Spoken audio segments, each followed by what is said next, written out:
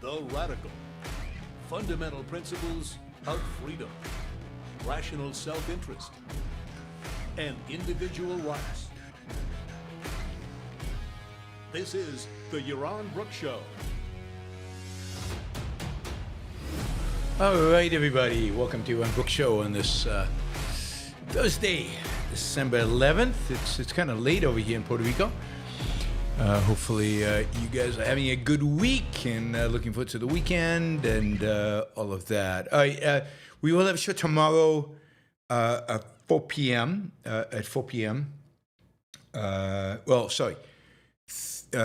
Anyway, around 3 p.m. East Coast time, so a little later than usual. We'll have definitely a show on Saturday, topic to be determined. And Sunday will be a members-only show. And we'll be discussing the Ayn Rand essay, The Missing Link. The Ayn Rand essay, The Missing Link, for those of you who want to read it in advance, and you should. The Missing Link is in Philosophy Who Needs It, in the book Philosophy Who Needs It. So just a reminder on all that. All right, let's see.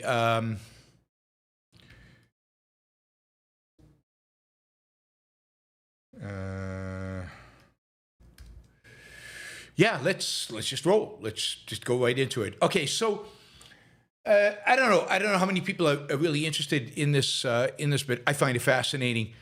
The kind of takeover attempts or the merger attempts regarding Warner Brothers Discovery, and there are two opposing groups that are trying to take this over.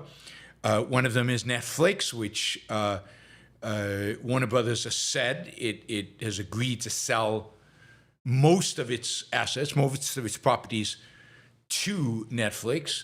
And Netflix will not be buying the broadcasting part. So, for example, CNN will not be part of the deal when Netflix buys Warner Brothers. And supposedly Warner Brothers has agreed to sell.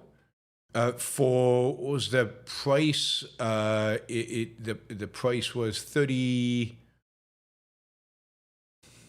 It was 27 and a half, I think. So they've agreed to 37 and a half. Sorry, 37 and a half. Netflix agreed to pay $27.75 per share in cash and stock for most of Warner Brothers, leaving Warner Brothers with CNN and a little bit more, probably worth about $1 or $2, $1 or $2. Then Paramount stepped in. And Paramount is now offered to do a hostile takeover without the agreement of the board, in a sense, at $30 a share. So Paramount is upping the bidding to $30 a share. The stock closed, right? The stock closed yesterday. I don't know what it closed at today, but yesterday the stock closed at $29.53. So, and this is typical of this kind of a deal. So we're going to do a little finance here, right? We're going to do, what is exactly a hostile takeover? Hostile takeover is a takeover where the company that is being bought doesn't really want to sell to you.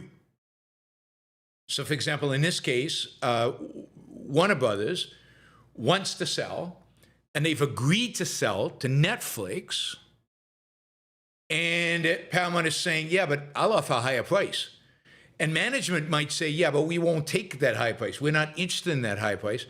But shareholders might say, wait a minute, managers, it's really our call. It's our company. We want to sell for the higher price.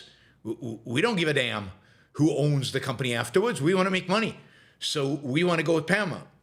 So it's hostile when, in a sense, the new bidder is going directly to shareholders and not getting the acquiescence of management. And in this case, Paramount has been trying to buy Warner Brothers for months. Warner Brothers has rebuffed their efforts. Warner Brothers managers have rebuffed their efforts. Warner Brothers found a friendly deal with Netflix for $27.75 plus $1 or $2 worth of other stuff that's going to stay with Warner Brothers shareholders. So you could imagine the total value of the Netflix deal is about $29, and somewhere around 29 something, right? And then Paramount is not coming in and saying, "Oh, we'll buy you for 30." And shareholders, anybody want to buy? Anybody want to sell their stock to us at 30? You can get the 25.75 from Netflix, but we'll give you 30. Now, so that's what a hostile takeover is. How it functions, and of course, the stock is right now trading at $29.53. Now, $29.53 represents a few things. $29.53 is about the full value that you would expect to get from Netflix, $27.5 plus $2 of the stuff that they're not buying. But we don't know when this deal is going to happen. It could happen in 6 months or 9 months. We also don't know if the regulators will approve it. So in a rational market, if I'm buying Warner stock, I'm going, okay, I'm going to get $27.75, and then I'll keep a $2 piece. So I'm going to get $29.75, let's say. Sometime in the future, what's that worth to me today?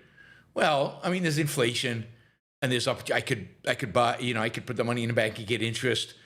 So I'm going to take a 3% discount on that. So I'm going to only pay 3% less than $29.75. But then there's also uncertainty about whether the deal will even pass, right? I mean, there's a certain probability that the regulators won't approve it. The regulators are already saying maybe we won't. Maybe Netflix plus HBO Max is too much. HBO Plus is too much. It's a monopoly. So, maybe I don't want to pay that much because I'm worried that the deal doesn't go through. But on the other hand, there are lots of hands. In finance, there are lots and lots and lots of hands. On the other hand, even if the deal doesn't go through, it's likely somebody else is going to come in and buy the assets. For example, Warner Brothers. So that makes me a little bit more comfortable. But still, if the deal is right now at $29.75, I'm not bidding more than, 27. I'm not willing to buy it at 27. So why are people buying at $29.53? Because Paramount has bid 30, and the market is telling us pretty clearly that they don't believe 30 is the last bid. They expect Netflix to come back with a higher bid than Paramount, and Paramount then to make a higher bid than Netflix, and then Netflix to up it from Paramount, and on it goes until they finally agree on a price. Would it shock anybody if Warner Brothers ultimately sells for $40 a share? Now, you have to believe that the shareholders of Warner Brothers are eager for such a battle to take them over that drives up the price. And indeed, the CEO of Warner Brothers is going to be a billionaire, which is very rare. It's very rare for a CEO of an established company, not the founder, not the guy who started the company, but just the CEO of a company to become a billionaire. But he is likely to become a billionaire at the end of this deal. So it's an exciting deal. It's fun to watch. It's interesting. And then add to this, the drama of all of this and the interesting how the stock price adjusts and how the market responds and so on. I don't know. Sadly, my finance guys are mostly in Europe, but we've got Rafael, who does mergers and acquisitions in Portugal, and we've got some other finance people. But this is a fun deal. This is a fun deal to watch for anybody interested in finance. But beyond that, there is a whole political dimension. So, for example, Jared Kushner, Donald Trump's son-in-law, is a part, that is, he is providing financing for the Paramount bid. So Donald Trump, at least to the extent that he likes Jared Kushner, all indications are he likes him, has an incentive for this deal to go to Paramount. And indeed, he can tweak the regulators. He can encourage the regulators not to approve the Netflix deal and yes, approve the Paramount deal. There's also a bunch of like Saudi money in this deal, which also on the Paramount side, which again is going to put pressure on the administration, on Trump. Remember, this is all political, right? Because the politicians have to approve the deal. I mean, the regulators, but politicians have influence. Also, Paramount's leader, the guy who runs Paramount, the guy who owns Paramount, is David Ellison. Now, David Ellison happens to be the son of the second richest man, I think, in the world, Larry Ellison, who happens to be a major donor, supporter of Donald Trump. So you got, on the Paramount side, you've got Jared Kushner, Saudi Arabia, Abu Dhabi, and Qatar, Qatar being Donald Trump's favorite country in the world. Oh, that's Tucker Carlson, sorry. And you've got Larry Ellison, a major donor to the Trump administration. Who do you think Trump wants? But then there's another aspect to it. One of the properties that Warner Brothers Discovery, that's one company, own, is CNN. Now, who hates CNN? Well, the person who really hates CNN is Donald Trump, because of the bad coverage he tends to get at CNN.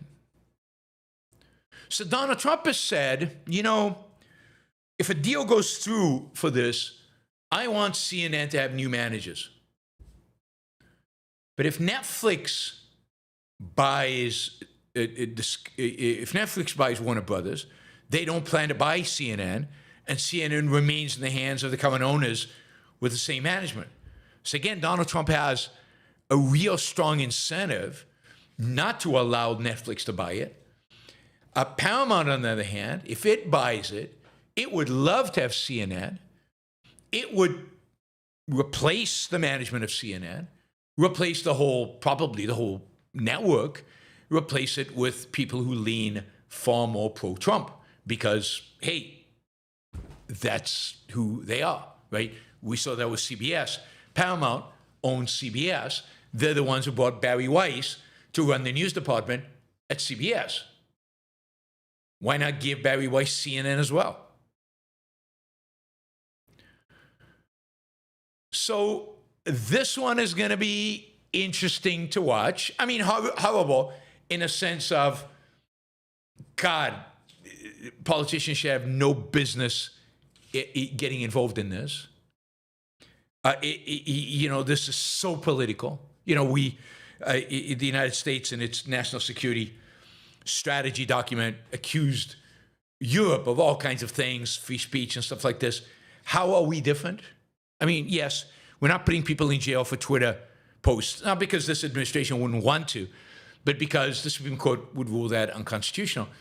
But this administration is one of the worst administrations of free speech we've ever had. We'll get to some examples later. But think of suing media, because they don't like the coverage that Trump gets. Now almost saying, we're not going to give antitrust approval unless CNN changes its tune. Right? So this is a deal that has politics and finance intermingled in ways that often happen, but this is far more complex, far more direct. Trump has already said explicitly that he will be involved in the decision on who gets to buy Time Warner. We live in laissez-faire capitalism, remember? Government separation from the economy, remember? I mean, this is so corrupt. It's so corrupt. But there you have it. It's like Warner Brothers goes to a family member of Donald Trump's, and that CNN gets recast as a more neutral news channel than it has historically been. We will continue to watch this and update you both on what is happening in the marketplace, that is how the price is changing and how the price evolves given the different bids, and what happens with the bidding. The bidding is going to be fun to watch. But also what happens with the politics of this, because that's going to be equally interesting, if interesting in a... The first is interesting productively from a finance perspective. The second is interesting kind of from a morbid, kind of the decay of the American political system perspective. But it is... it's a big story. It's a big deal. And it really does have far-reaching ramifications for whatever is left of the American free market system. All right. There was a vote tonight. As you know, the government was shut down, partially because Democrats didn't want the Obamacare exchanges subsidies to go away, because if they went away, premiums for people who buy insurance policies off of Obamacare exchanges would skyrocket. They're going to go up, by some estimates, about 100%. Republicans objected. They wanted their subsidies to go away. Trump at some point came online and said, hey, what about giving the money back to people, to people instead of subsidizing insurance companies? What about putting it in people's HSAs? And some Republicans got together and put together a bill to reflect that. In the meantime, Republicans, in order to get the government open, promised Democrats there would be a vote on extending the subsidies. So today there was a vote on two things. There's a vote on a Democratic plan to extend the subsidies, and there was a vote on a Republican plan to, not a great plan, unfortunately, not Rand Paul's plan, which was quite good. Rand Paul had a really good plan, but a decent plan that involved expanding HSS dramatically. There was a vote on both those plans. Both those plans were voted down. Republicans could not even get everybody in the Republican Party to vote for the Republican plan. And the Democrats couldn't get enough Republicans to vote for their plan. So basically what's going to happen, at least as it stands right now, is that the Obamacare subsidies will expire. If you buy your insurance on the exchanges, expect premiums to be dramatically higher. How much, I don't know. Again, Democrats are saying 100%, but they have an incentive to scare people. I don't know what the actual impact is going to be. It could be the Republicans regroup and try to pass a different bill, but it's unlikely they'll get any Democratic support. The Democrats would prefer, I think, to have Republicans take the hit for the subsidies expiring. This is the year of affordability and the insurance costs going up, and being able to point to Republicans and blaming them, put aside the actual economics of the whole thing, put aside the value of Obamacare and all that, blaming Republicans is what they really care about.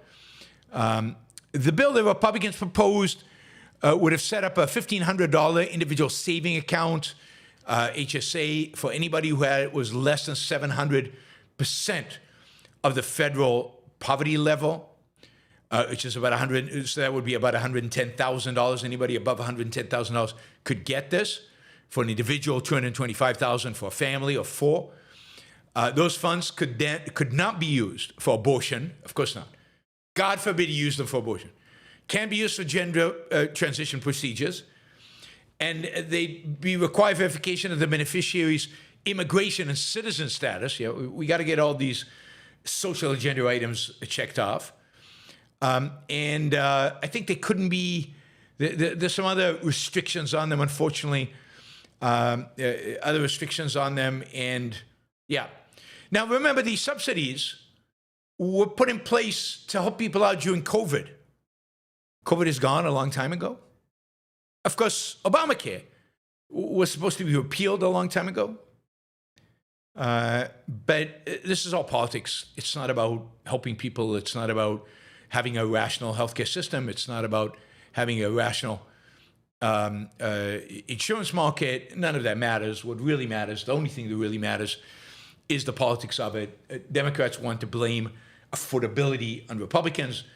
Republicans want to pretend that they offered some kind of free market option, which is not really true. Yeah, I mean, it really is it's just a political game where we're just pawns. We, the people, are just pawns they're playing. I mean, that's true of almost all the stories we'll cover today. Oh, here's a good comment from the chat. I sometimes read the chat. I like reading the chat when the comments are nice. This one's a nice comment. Yaron just gets better and better, and now he's very entertaining. I love when he laughs at his critics. All right. Cool. Some people think I have a sense of humor. I think that's great. All right. Oil tankers.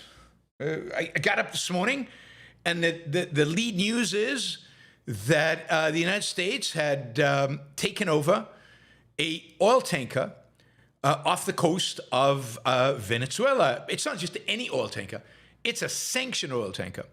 It turns out there are over 100 of these tankers. These are sanctioned oil tankers. These are tankers that have dubious paperwork. It's not clear who exactly owns them. It's not clear what flag they're really flying under. It's also, they tend to turn on, off their transponders when they're out at sea, so they're not easily to track.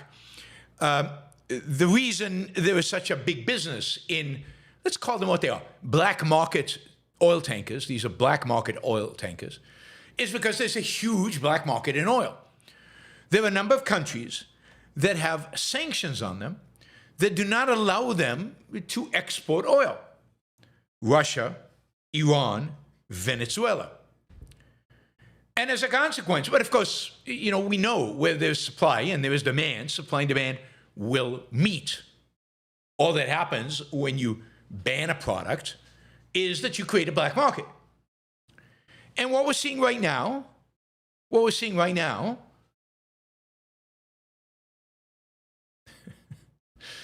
you guys are distracting me. Lincoln said, I think if you think Yaron is funny now, just wait until he has 2 glasses of wine at dinner. Jennifer says that's true, which is absolutely not true. Jennifer, I don't get funny with wine. It doesn't have that effect on me, I don't think. Anybody here's been around me when I've had 2 glasses of wine think I get funny? Anyway, so these tankers, what they do, these, quote, black market tankers, I'm calling them that, they're called sanctioned tankers, they basically shuttle oil from sanctioned countries, Venezuela, Iran, Russia, to countries willing to buy sanctioned oil, like most of Asia, China, Malaysia, other places like that. So these tankers are always under threat of seizure, although nobody ever bothers. Everybody just accepts. I mean, this is part of the stupidity of the sanctions game. Everybody kind of accepts that they're going to cheat. Everybody accepts that there's a black market. Nobody wants to piss Russia and Iran and Venezuela off too much, so they never actually seize these boats. They just let them go, except today, America seized one of the boats. This is a ship that just recently was, seen transporting Iranian oil. It is now filled up with Venezuelan oil that was probably heading to China. Venezuela, most of Venezuela oil is sold in China. Of course, the oil is sold at a significant discount. The tanker takes a huge premium. Just like drugs, there's massive profits to be made in illegal stuff. So Venezuela sells its oil to China really, really cheap because China's not going to pay a lot for illegal oil. And the tanker charges a huge premium to Venezuela for shipping the oil to China.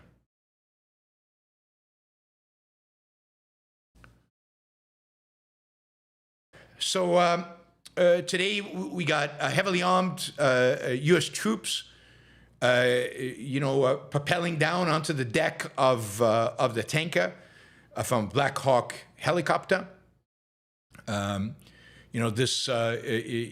Pam Bondi, Attorney General, said today the Federal Bureau of Investigation, Homeland Security, investigations in the United States Coast Guard with support from the Department of War executed a seizure warrant for a crude oil tanker used to transport sanctioned oil for Venezuela and Iran.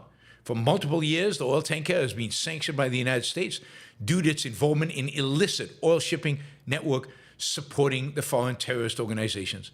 This seizure, completed off the coast of Venezuela, was conducted safely and securely in our investigation alongside the Department of Homeland Security to prevent the transport of sanctioned oil continues. So this is part of the campaign to put pressure on Maduro, to squeeze his administration, with the hope that he will leave or commit suicide or do something or just surrender or whatever. This is within the law. There's nothing illegal about what the U.S. did today. This is completely legal, whether it's a good use of resources, whether it makes any sense, whether, I'll put that aside for a second. The United States has also said that they're going to seize more tankers coming out of Venezuela. The idea here is to starve the Venezuelan regime, where their only income really is from these tankers. Now, look, I don't like sanctions. I don't believe there should be sanctions on Venezuela. Venezuela is not an actual threat to the United States, not an enemy of the United States. I don't think that there should be sanctions of Iran. I just think the Iranian regime should be replaced. And I don't even think there should be sanctions on Russia. I think the United States should bar the trade with Russia. We shouldn't buy and sell anything with Russia. I don't think we should tell other countries what to do if they want to buy and sell from Russia. I also think that if we're going to bar buying oil from Russia, we should also stop buying uranium from Russia. America still buys uranium from Russia. Indeed, the United States still buys a lot of stuff from Russia. So the whole sanction game is just a con. It's to make you guys think that the United States is doing something when it's doing nothing. So I'm not a fan of sanctions. I don't like sanctions. I believe in you embargo or you don't embargo. I don't like tariffs. I don't like sanctions. This is unproductive. But, they're squeezing Maduro with the hope that he will fall. We'll see if he does. What happens. I mean, this is part of the new U.S. Emphasis on the Western Hemisphere, the new Monroe Doctrine. Donald Trump has already said that after Venezuela, he's going to go after Colombia. We'll see where else and what else this leads to, and whether we actually engage in war with Venezuela, we actually bomb the place, assassinate the president, what exactly we do and how we do it. Note that Congress has still not declared war on Venezuela. I don't know where the Trump administration gets its authorization to, militarily strike Venezuela. It hasn't yet, but when it does, I don't know where it's going to get its authorization from. We will wait and see. U.S. Treasury Department today imposed sanctions on 6 more ships and 3 nephews of Venezuelan President Nicolas Maduro. So expect more seizures, more pressure. What I think Trump would like is for Maduro just to leave. We will see if that actually happens. Trump keeps ramping up his rhetoric with regard to Maduro. He's accusing him of forcing criminals into the United States, facilitating drug trafficking. Again, very, very little, very, very few drugs that come into the United States come from Venezuela. I don't know of any. Colombia, a lot of drugs come from Colombia. And indeed, Venezuela is a massive exporter of drugs from Colombia. They go to Venezuela and then they're smuggled to Europe. So Europe has a cocaine problem, and that cocaine problem is being fueled by Venezuela. But the United States, the drugs come, through Mexico typically, or through the Pacific. On the Pacific side, they don't come through the Caribbean. At least not in significant quantities. All right, what else do we have? We'll come back to Venezuela in a minute. I ordered these wrong, but that's okay. Let's talk about Indiana. So President Trump, for weeks now, has been encouraging Indiana to put together a redistricting plan that would basically increase the number of Republican congressional districts in preparation for 2026 midterm election. You remember Texas passed a plan like that has been approved, at least temporarily, by the Supreme Court. California responded. Since then, North Carolina and one other state have also approved plans basically to redistrict, to eliminate Democratic districts and draw the lines in such a way that they will be Republicans. Missouri was the other state, Missouri and North Carolina. Trump has also asked Indiana. But basically, Indiana said no. Now, remember, Indiana is a 100% Republican state from, its state house. For example, in the Indiana Senate, 40 out of 50 members are Republicans. Now, Trump didn't just run any campaign. This was a campaign of real threats and intimidation. People were attacked in their homes or outside their homes. People's families were threatened. People police were sent to people's homes as a prank. Massive amount of pressure was put on those Republicans who said that they would vote against the redistricting. MAGA went nuts, at least certain elements within MAGA, to try to get these Republicans to agree. Republicans said basically, we're conservatives. We don't believe in gerrymandering a state in mid-cycle just to appease a president. This is wrong. We've got a proper districting. There's no reason to change it. We're not going to play these political games. Again, as a consequence of this, and during the debate over the bill, Republican lives were threatened, and it really got out of hand. Now, this is a big deal because unless Democrats really have a massive showing and a sweep, it's still going to be true that whoever wins in the House is going to win by a small margin. Every seat is going to count. And the Republicans that were pro-redistricting made this point and tried to really urge people to change their mind. And yet, tonight, the Indiana Senate voted, and it voted by a huge margin, 31-19, to reject redistricting, to reject President Trump. Now, this is unbelievably unusual. Now, remember, Trump has told them anybody who voted against this will be, Trump will choose a candidate to run against them in the Republican primary. The Heritage Foundation, this is what the Heritage Foundation wrote. This is good old Heritage Foundation, right? They wrote, President Trump has made it clear to Indiana leaders. Notice the tone of this. President Trump has made it clear to Indiana leaders. If the Indiana Senate fails to pass the map, all federal funding will be stripped from the state. Roads will not be paved. Guard bases will close. Major projects will stop. These are the stakes, and every no vote will be to blame.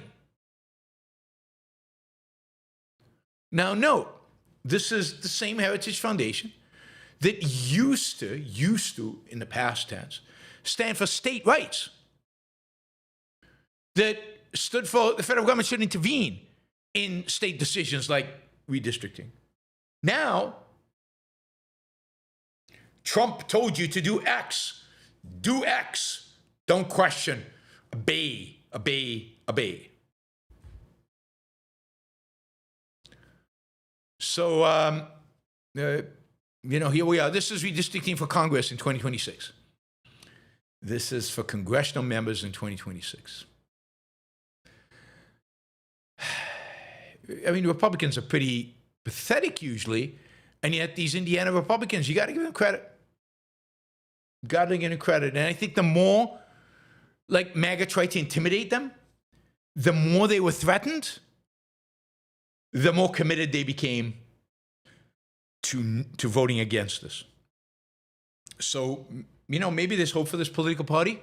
Maybe there's still some people with some tiny bit of I don't know, integrity, a little bit, teeny bit.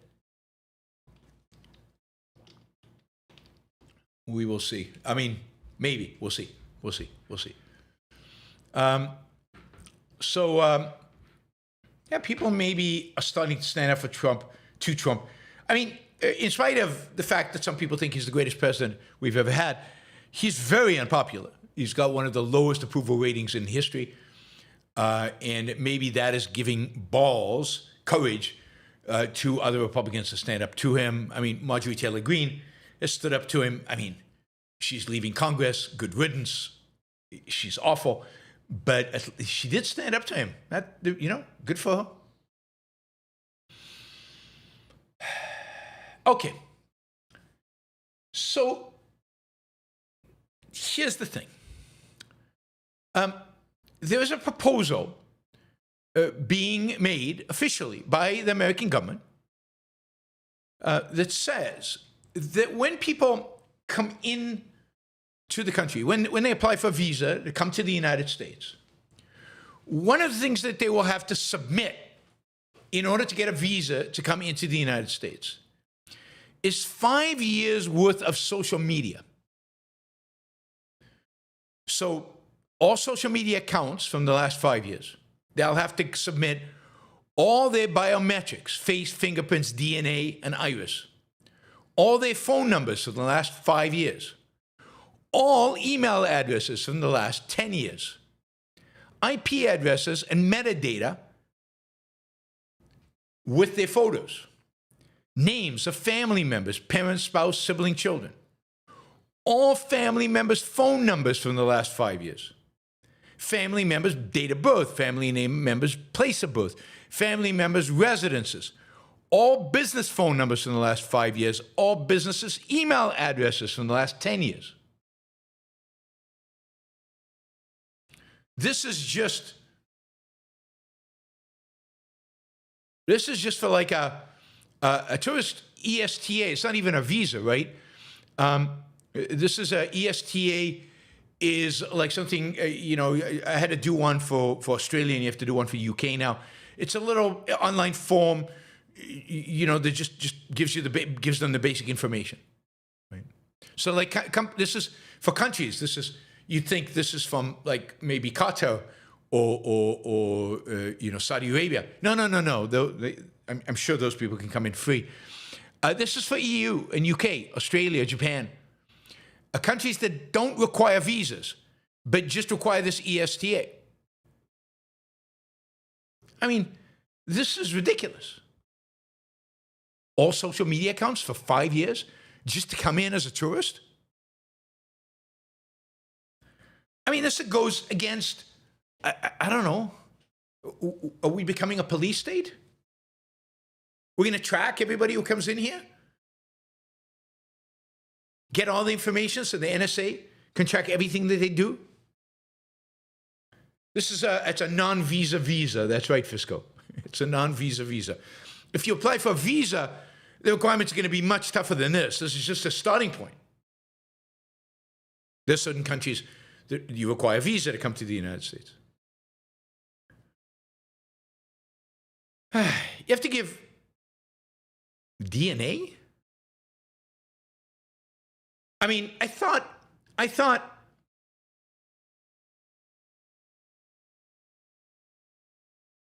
this, I thought that it was China that kept social scores. I guess now we're going to keep social scores on tourists. I mean, it's just little steps, ice and this kind of stuff, and blowing up boats in the middle of the Caribbean Sea and so on. Just slow little moves that move us towards kind of an authoritarian state, a state that just hands over to our government, full control over who we are. And it starts with tourists. But then what about us? What about you? Maybe the government already assumes that they have your DNA. They have your fingerprints. If you travel, you've probably given them your fingerprints. I have. I mean, because I've got, the fast entry into the United States. I did an interview. I've given them everything they have. They've got pictures of me. I know because, when I come into the United States, when I'm traveling overseas and I come back to the United States, I don't have to take my passport out. I go to the machine. It takes a photo of me. It says, okay, go ahead. It knows who I am. It knows my passport number. It knows all that. Then I go up to the guard. On his iPad, he has my photo, and he has my passport and everything else he needs to know about me. And then he asks me, like, are you carrying anything? Do you want to declare anything? Da-da-da-da-da. Okay, on you go. That's it. So even visitors from countries like Britain and France, who I guess, according to the NSS, maybe are now our enemies and not our friends, are going to give 5 years of social media. And we know, for example, that if over the 5 years you have criticized our supreme leader, I mean President Trump, you will not be allowed in. You will not be allowed in. Now, you think this is a slippery slope. You think this is a slippery slope, and doing this to tourists, and next, they're going to demand you, as an American citizen, when you come back into the United States, they're going to demand all your social media. Well, I've got news for you. It's already happening. This is a press release from, I think it's a press release from the PLF, Pacific Legal Foundation, as of December 10th, yesterday. This is the press release. A Vermont school superintendent filed a major property rights lawsuit today, challenging U.S. Customs and Border Protection policies that violate America's Fourth Amendment rights by permitting federal agents to conduct warrantless searches and seizures of personal electronic devices and their contents. Wilma Chavarria filed the suit after being subjected to warrantless search at Houston George Bush Intercontinental Airport in July. I am quoting here from Amy Peikoff. You remember Amy Peikoff? You all know Amy. Amy was an attorney with the Pacific Legal Foundation. She writes, the government is forcing Americans to decide between traveling without their cell phones or surrendering their constitutional right to travel internationally. The Fourth Amendment right to be secure in your property, your papers and effects, is more vital than ever in the digital age, when information about every aspect of your life is kept on your phone. Customs and Border Patrol officers cannot trample on your rights as a citizen simply because you're within a certain distance of the border. She is absolutely right. Wilma, who has been a naturalized U.S. citizen since 2018, was detained by a CBP without cause while flying home from visiting his mother in Nicaragua. Federal agents told him he did not have a Fourth Amendment right at the border, denied him the ability to contact legal counsel or family, and searched his devices without a warrant, and despite his protests. Chavarria raised concerns about agents accessing his phone and his school district's issued work laptop, which contained federally protected student information, and refused to give agent the passwords to district devices.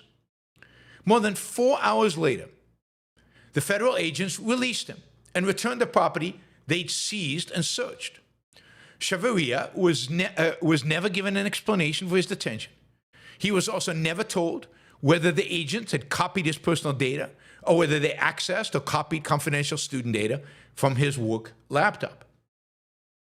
Chavarria filed a lawsuit challenging CBP policies that give federal agents permission to perform warrantless, suspicionless searches of Americans' electronic devices within a border zone encompassing all locations within 100 miles of U.S. borders. His lawsuit aims to stop the government from violating Americans' constitutional right to protection against unreasonable searches and seizures. PLF is representing Mr. Chavarria free of charge. PLF, together with IJ, the two just amazing legal defense organization fighting for all of our rights, taking on cases, often taking them all the way to the Supreme Court. Let's hope that this case, it's ruled for Chavarria, and that the government has to stop this. I mean, again, it's not a slippery slope. They're already doing it. They feel like at the border, you have no rights. I don't remember in the Constitution it's saying that Americans don't have rights at the border.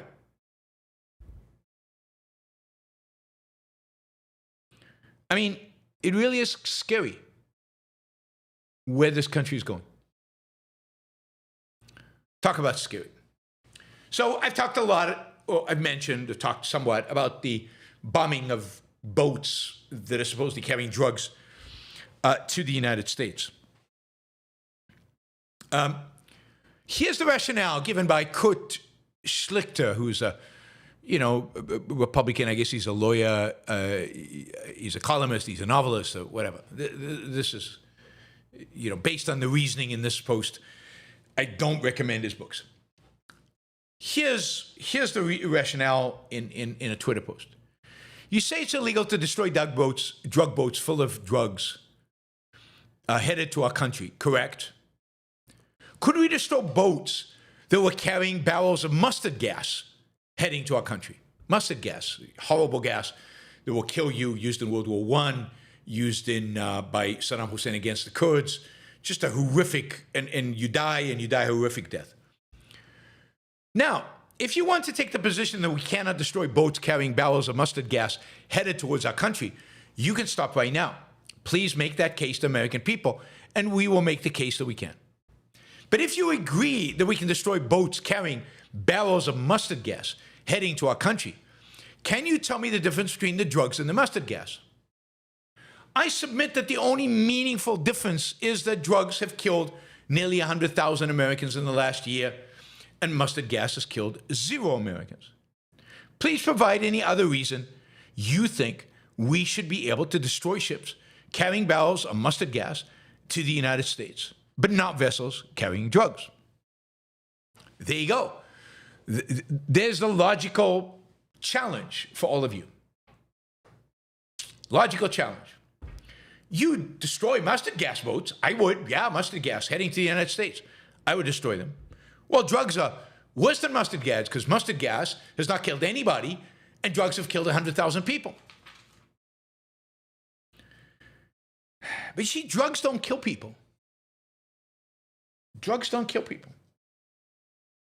I mean, the only purpose of mustard gas is to kill people. Only purpose. But the purpose of drugs is to get high. Now, you might not like the fact that people get high. Indeed, in America, we don't like it so much as we made it illegal. But the purpose of these drugs is to get people high. People voluntarily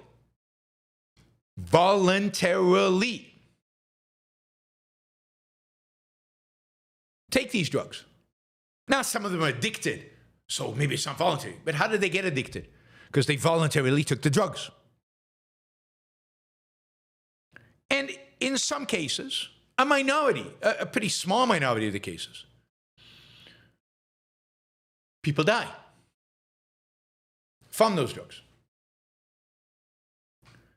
Now, in the case of Venezuelan drug boats, the claim is that they are carrying cocaine. Now, there's a number of problems here. One, the drug boats from Venezuela are not heading to the United States. So you might want to blow up mustard gas anyway, because again, the only purpose of mustard gas is to kill people. Whereas cocaine, if it's heading to some Caribbean island, or if it's heading to some Latin American country or to a Central American company, yeah, some people will die, but mainly people will get high. That's not like mustard gas. It's very, very different. Again, people voluntarily take the drugs. People do not voluntarily expose themselves to mustard gas. Now, given that it's cocaine, it's also just not true that 100,000 people died last year of cocaine. 70,000 died of drug overdose overall. Most of those deaths, a significant majority of those deaths, were caused by fentanyl, drugs that were laced with fentanyl or fentanyl directly, not cocaine. Maybe 20,000 people died of cocaine overdose. Maybe. That's a high number.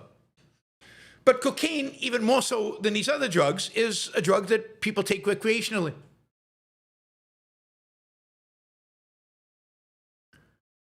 So drugs didn't kill those people any more than, as I'm sure Schlichter, as a good conservatives would admit, guns don't kill people. Guns, never mind drugs, guns don't kill people. People kill people. And in the case of drug overdoses, people commit suicide. Purposefully or by accident or directly or indirectly, they're committing suicide. So there is no parallel between drugs and mustard gas. None whatsoever. No logical connection between the two.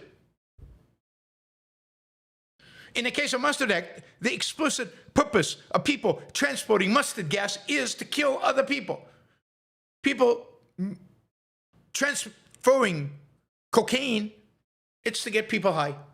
And people choose to get high. None of my business. I don't really care. And if they take too much and die, tough. Sad for their family.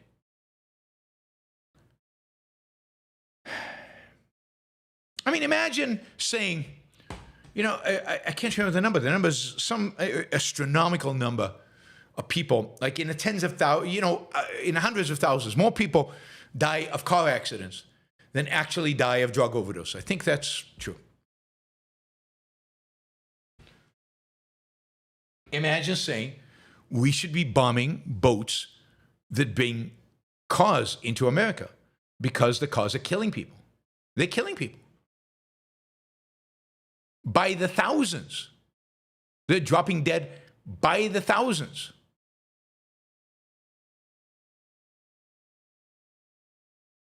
I mean, not only that, we've got a whole industry in the United States producing these killing machines, producing the equivalent of mustard gas, and we're letting them sell them domestically. I mean, immediately, we should shut down Ford and General Motors. And I mean, it really is absurd and ridiculous. Now, it's true, drugs are illegal. And, you know, if the drugs are really heading to the United States and you have reason to believe they're heading in that direction, then you can stop a boat and search and confiscate the drugs and maybe arrest the people and put them to trial. Where do you get the right to kill them? Summarily execute them? Without even searching the boat and finding the drugs. And if you find the drugs, at least you know they're drug dealers. Maybe you shoot them, but I still don't know where you get the right to do that. But now you don't even have to prove that there were drugs on the boat. You just blow them out of the water. You say they were dealing drugs, but nobody knows. You can't prove that. I mean, it is ridiculous that we have now given the government, or we haven't really given it, the government has taken upon itself the authority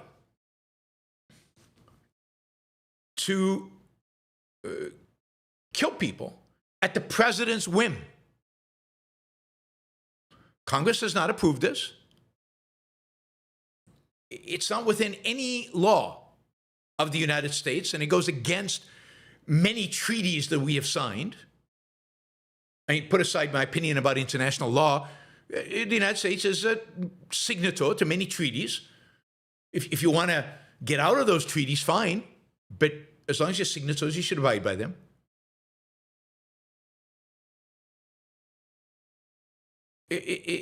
Transporting drugs in international waters is not a killable offense.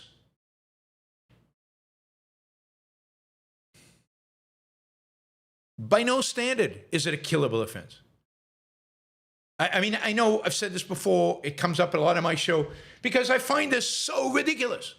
And remember, some people who claim to be objectivists think this is the greatest president we've ever had. And that he's taken the power. To hell with Congress, to hell with everybody. Now, why has he done this? I mean, does he really care about drugs in the United States? I'm pretty sure not. Is it part of a move to depose, Maduro? Maybe. Is it a way to be macho and a man, to express masculinity and to show those weak leftists what a real man does? Yeah, I think very much so. He wants to be a tough guy. And MAGA loves that. But it's also a way for President Trump to basically say, you know, there are a lot of areas here that I can just do whatever the hell I want. And you cannot stop me. I'm just going to do whatever the hell I want. I'm going to blow people out of the water. And it's illegal. I don't care. And that is not a good precedent. If you believe slopes are slippery, oh my God, is this one slippery? I mean, and I believe many of you might actually think this is a good idea, so I'm afraid to actually suggest it. I read this idea in Jonah Goldberg has an excellent article about this called "Cocaine is Not Mustard Gas." Highly recommend it. And he says, what if he decides to put machine guns on the border and just mow down illegal immigrants? Just mow them down. Just kill them all. Is that okay? Some illegal immigrants, when they enter the United States, will maybe murder or rape somebody. So should we just kill them in advance, not even bother? What kind of country do we become when we start killing people before a crime is committed? Or just killing them before trial? We're not a country of laws anymore. Indeed, the kind of country Trump and his supporters, including those who call him one of the great presidents ever, want is not a country of laws, not a country of rights. They want a country ruled by strongmen. As long as the strongmen are from the right, not the left, that's the only condition. I don't want to be ruled by thugs. I don't care if they're right or left. I don't want to be ruled by monsters. I don't care if they're right or left. I don't want to be ruled by men, anybody from any side of the political spectrum. I want freedom. You don't get freedom by killing people in international waters for moving drugs. You don't get freedom for ignoring the law. You don't get freedom by giving the executive branch unlimited power. I mean, let me be clear. I think this is an impeachable offense. I think much of what Trump has done is impeachable. This is impeachable. Every Republican in the House and Senate should vote to impeach Trump just on this basis. It is disgusting and horrific and a violation of the purpose of government. Protect our rights, not violate them. Put aside even the question of whether drugs should be legal. They should be legal, not decriminalized, legal. But it's a victimless crime. But even there, it's not the point. Point is, even if it's a crime, you can't just shoot people. You can't just kill them.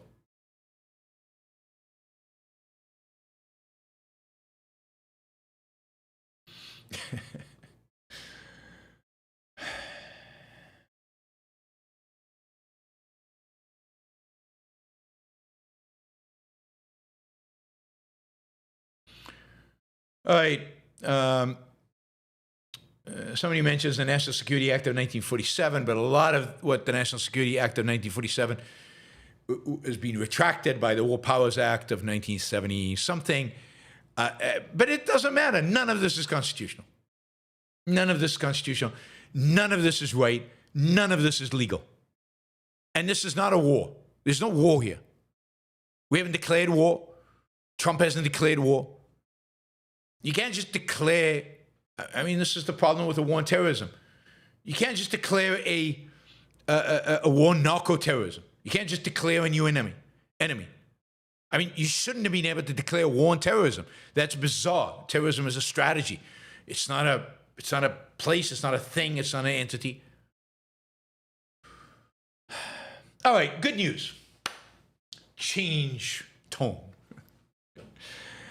So, you know, there's the real big problems for data centers in terms of getting power, because the United States does not have a grid. We don't have the power production to be able to fit the needs of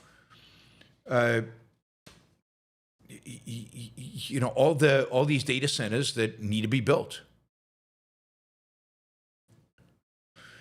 One, you know, suggestion that has been made for years is, what if we, you know, and you know, a lot of people talk about alternative energies and solar panels are super cheap, so why don't we just get solar panels? But solar panels are incredibly ineffective, and the sun doesn't always shine.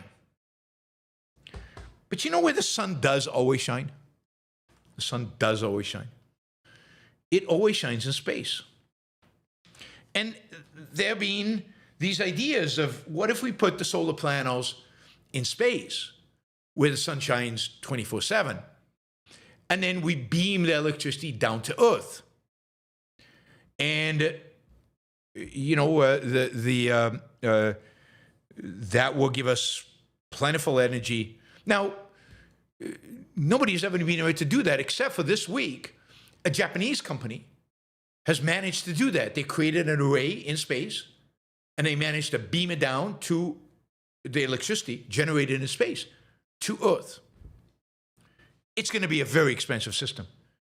And you know, and the beaming it down to Earth is not simple. It's an expensive technology. It's difficult to do. But there's an alternative. And that is, what if you put the entire data center in space with the solar array to produce the electricity for it? Now you've got 24/7 electricity, and you've got the consumption of power done right there in space. And then all you have to beam down is data, and we know how to beam down data. So data up, data down. We do that all the time with satellites. Starlink does it all the time.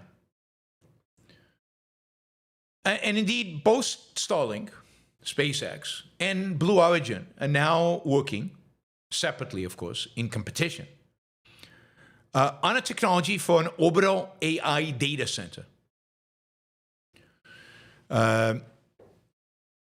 SpaceX is planning to upgrade its Starlink satellites to host AI computing payloads that are getting energy from the sun. It's pitching the technology as part of a potential IPO that could value the company, I think SpaceX generally, at $800 billion. We will see. Now, None of this is going to be easy, right? Deploying satellites that provide AI computing capabilities is going to present real engineering hurdles, and a question of price and how many of these can you put up there? You're going to have swarms of these, all connected. But given the amount of investment going into AI right now, and given the hurdles on Earth for these data centers, the hurdles are huge. But now it looks like they're going to at least try. And, you know, if you got Jeff Bezos and Elon Musk running companies looking for the solution, you've got to believe that they're going to solve this problem. Now, again, it might turn out in the end to be too expensive.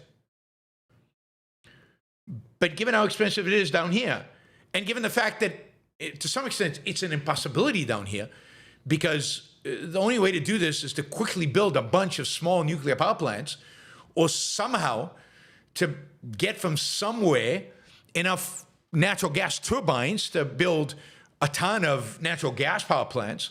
I don't see how you can get enough energy to power these AI facilities. So, you know, this is the kind of exciting stuff that people are doing in technology, that people are imagining and making and then turning into a reality. This is the kind of stuff entrepreneurs are working on. You know, so there's Google is working on this. In addition to them, you know, a Google executive working on this thinks that it will take 10,000 satellites to create the computer capacity of a gigawatt data center, assuming 100 kilowatts satellites. You know, 10,000 sounds like a lot.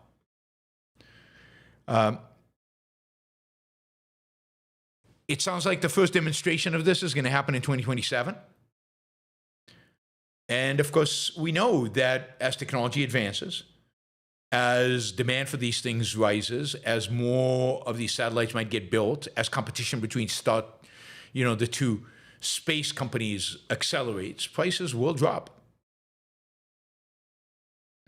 So it's going to be interesting. It's going to be interesting. Yeah, I mean, it really looks like Elon Musk is all in. So it's got a decent chance of becoming a reality. All right, guys, that is the news for Thursday, December 11th. We will have a show tomorrow, Friday, December 12th. It'll be, I think, at something like 3 p.m. East Coast time, maybe a little later, maybe a little earlier. We'll see how the day evolves.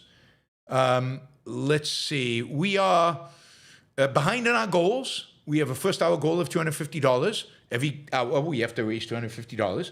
And we have not raised the first hour goal, even though we're now into the second hour. So please consider supporting the show with a sticker or with a super chat question. In particular, it would be great if we had some $20 or $50 questions and stickers so we can quickly ramp up to our goal and ultimately get to our second hour goal, which is $500. So it would be great if we could ramp up and get there. In the meantime, thank you, Greg, for the sticker. Stickers are when you make a contribution to the show, value for value. You're listening, you're gaining a value. I'm producing the value. Trade with me. You can do that with a sticker. Alan, thank you. Stephen, thank you. Kim, thank you. So this is a fairly easy way. You don't have to think of a question. You can just put a dollar amount and send it over. It's right at the bottom of your chat screen. There is a dollar sign you can click on to make it happen. So I'm going to remind you of our sponsors. While I'm reminding you of your sponsors, think of a question or think of an amount you can do. Nick just did a sticker, and he says, and it's his 20th super chat that he's ever done on a live stream. So congratulations. Whoops, I don't want to do that. What is going on here? So congratulations to Nick. All right, let's see if everything's working. Okay, everything's working. Let's see. Lincoln just gifted a membership. You can also do that. You can gift memberships. And we're going to have a members-only show on Sunday, The Missing Link. The Missing Link is an essay we're going to go over. It's in Philosophy Who Needs It. You might be able to find it on the internet, the essay.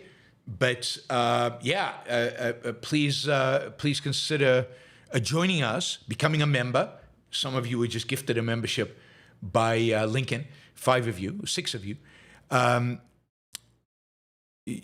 So please consider becoming a member and joining us on Sunday for the show. The Missing Link is a really, really crucial and incredibly insightful essay that Ayn Rand wrote that explains a lot of what's going on in the world around us.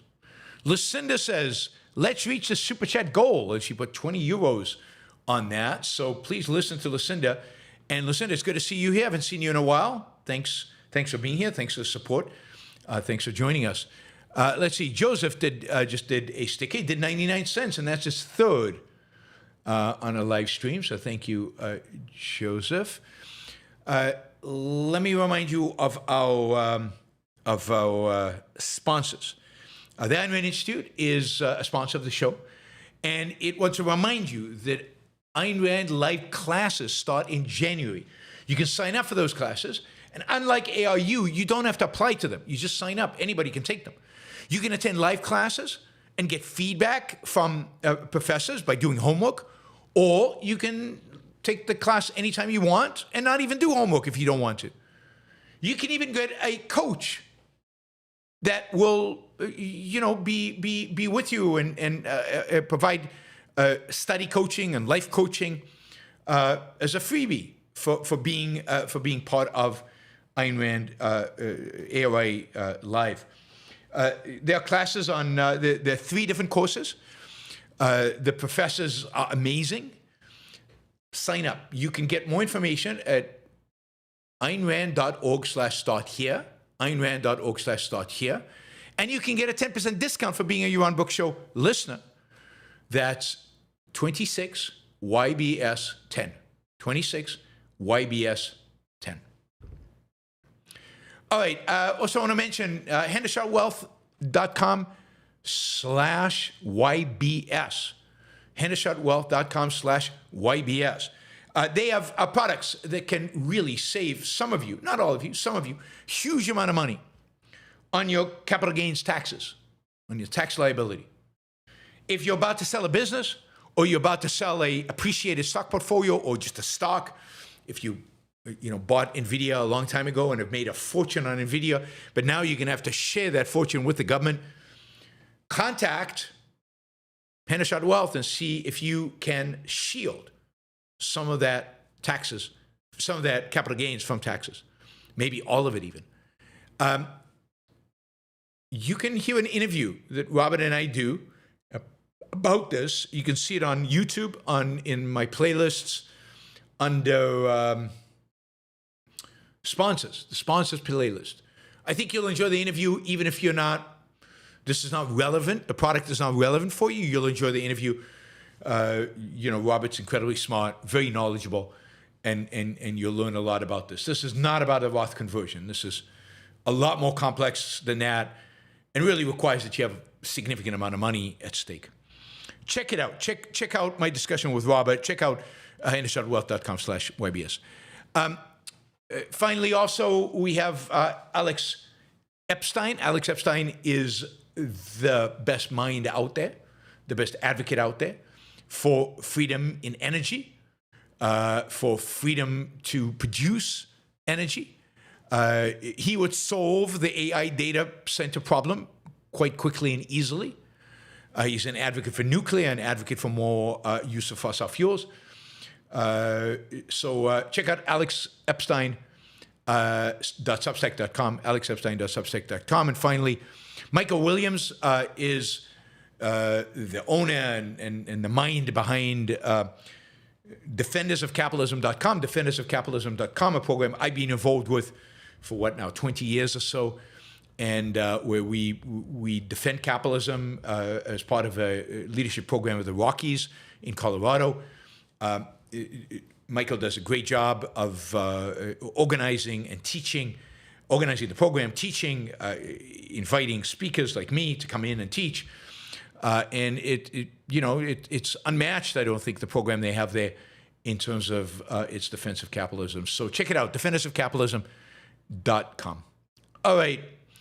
Wow. James has just come in with two $50 stickers. Thank you, James. I really, really, really, really, really appreciate that. That is fantastic. Thank you.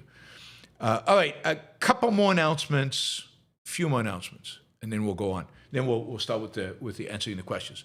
One, if you want to become a monthly supporter of the show, which is great because it's predictable, I know exactly what's coming. It makes doing the show much, much easier. Then please consider going to to patreon.com and checking out Yaron Brook Show and becoming a monthly supporter. That is one. Second, on December 31st, I will be doing the year-end show, which will be 2025, year in review, 2026, looking into the future. And we also make it a big fundraising show. So this is a show in which I hope to raise, I don't know, $15,000, $20,000, which is pretty crazy if you think about it, right? We're talking about $300 right now, $400 maybe to raise, $500 in 2 hours to raise here. We'll go 4 hours, but we're not going to raise $250 an hour. The goal there is to raise something like $5,000 an hour. So I'm going to need all of your help. Those of you on live now, all of you people listening by podcast or listening to YouTube after the fact, I need you to be live participants. I need you to show up and be there. Even if it's 10 minutes, enough time to do a super chat and head on your way. But it's going to be a fun show. It usually is entertaining. It's usually fun. It's usually, it's New Year's Eve, so we have a good time. We need all hands on deck, as Lincoln says, to be there. So if you listen just on a podcast, try to carve out some time that day to come online. If you watch the YouTube show after the fact, please carve out some time to try to be there live. We're going to need everybody, typically, one of my shows are watched by, between 2,000 to 3,000 people. The New Year's Eve show ultimately is watched by usually over 3,000 people. We need all those 3,000 people to be on live at some point during the 4 hours. The show will start at 1 p.m. East Coast time and go for 4 hours until 5 p.m. and maybe a little longer if we need to, right? Any a little longer, and any amount helps. Any amount will help, so don't feel like if you can't do $500, you can't do anything. And look, if you want to do more than $500, and in the past people have said, look, I want to do more than $500, and YouTube limits us to $500. If you want to do that, then you can at any time between now and the 31st, go to PayPal, Yaron Brook Show, or to Patreon and do a one-time contribution of whatever amount you want to do. And I will count it towards our New Year's Eve total. But so if you want to do $1,000, $10,000, whatever you want to do, I'm not kidding about the $10,000, then you can do it by going to PayPal and just making a one-time contribution of whatever amount you want that is over the $500 limit that PayPal has. YouTube has. So please consider doing that as well, and supporting the show so we can make our targets for the year. One more. I've got a lot of announcements, but we're going to make one more, and then we'll make the other ones tomorrow. I'm going to be in Austin in February, first week in February, and I've got some time. So I thought, what if we did like some kind of seminar while I'm in Austin? So I've done public speaking seminars. So if the people out there, I know a lot of my listeners live in Austin, but maybe in Texas more broadly, maybe people would be willing to come in. And so here's the question. Would you be willing to come and participate in a public speaking seminar? The price for something like that will probably be, 5, 6, probably somewhere between 4 to 6 hours. And a public speaking seminar would probably be something like $750 a person. and it will be small. All of these things I'm going to suggest are going to be small, so lots of one-on-one time available. So if you're interested, please drop me an email, yaron@yaronbrookshow.com, yaron@yaronbrookshow.com, if you're interested. Now, the other option, instead of doing a public speaking seminar, we could do a seminar. We could do something like a super chat. we could do like 4 or 5 hours with a small group, like 8 people, 10 people. Each one of you submit a certain number of questions in advance, and then I'll answer questions live with you and interact. And it won't be just me answering the question, but you can ask follow-ups, and we can get into a discussion about it. And we can actually have like little seminars on this, but you get to determine the topics. It'll be the 8 people there who write the topics. Again, I'll probably charge something like $500 or something like that per person. But if you would be interested in something like that, drop me an email. So if you're interested in coming to either one of these, or for that matter, anything else, if you have another idea for another kind of seminar that I could give, something on capitalism, lots of things, right? Then say, yes, I'll come to Austin, or I'm in Austin, I'm willing to pay, and this is the topics I'm interested in. Public speaking, Q&A, capitalism, whatever, or just one of the topics. And then maybe I'll do one seminar. If there's enough demand, maybe I'll do 2 seminars. We'll see. And, we'll do it in Austin. It's the first week in February. I'll also be giving a talk in Austin. That week, on the Thursday night, I'll be giving a talk at the University of Texas in Austin. More information about that will be later. And so let me know if you'd like to do a public speaking or a Q&A like seminar, or if you'd like, a Q&A where we hang out and I answer questions, or a capitalism seminar, how to defend capitalism, 4 hours on how to defend capitalism. Any one of those topics, happy to do it. Again, between $500 and $750 would be the cost, and I won't go more than 10 people. No more than 10 people, so it'll be a small group. It'll be fun, and it'll be great. Be great time to interact.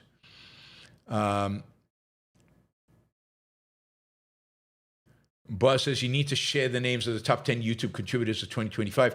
I wonder if I'm there. YouTube won't give me that info. I wish YouTube gave me that info, and I don't have it. But I could pretty much guarantee, Buzz, that you are not there. Sorry. You're way down on the list.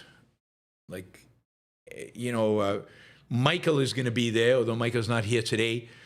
Andrew would be there. Wes would be there. Of course, Troy from Australia would be there. And, we've got a bunch of other people.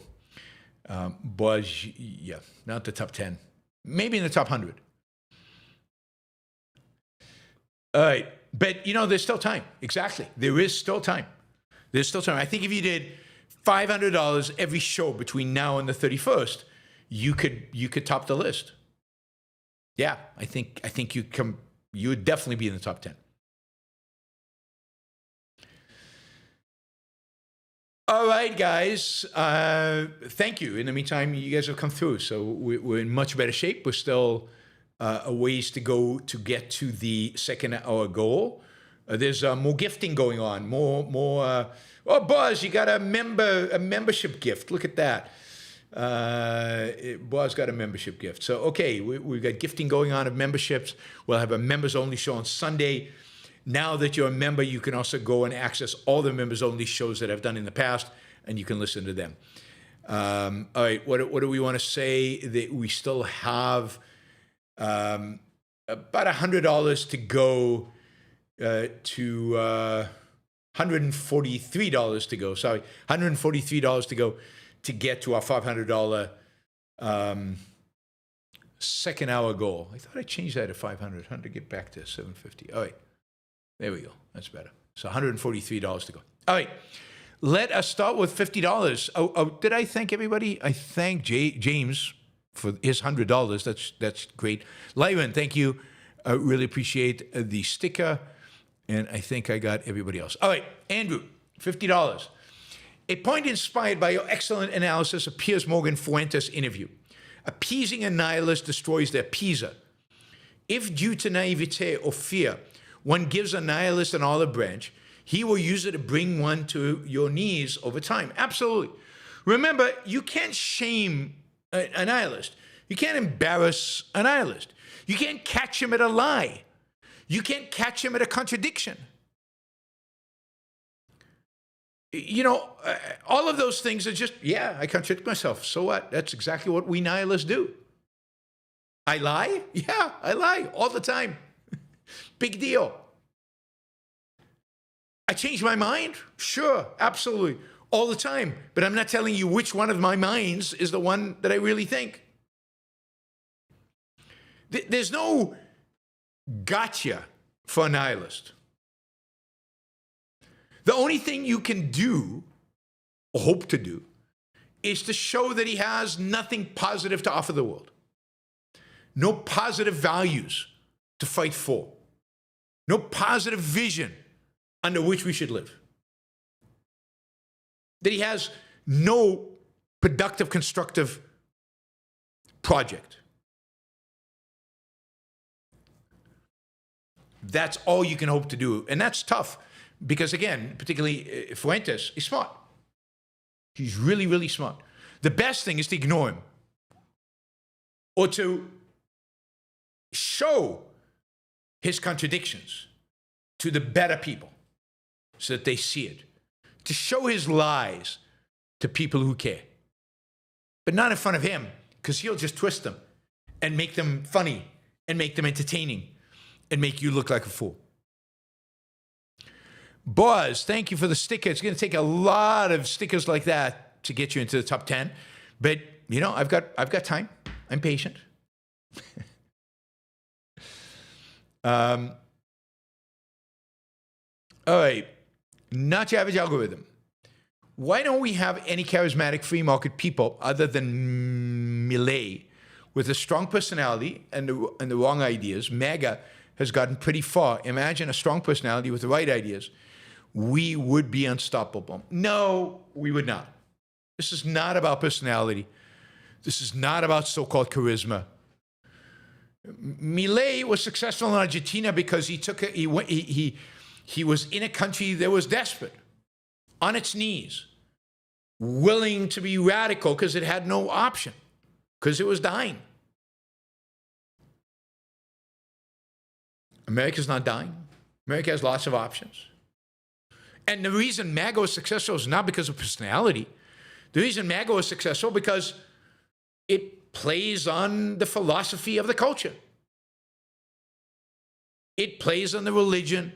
It plays on the conspiracies, theories that already existed. It plays on emotionalism.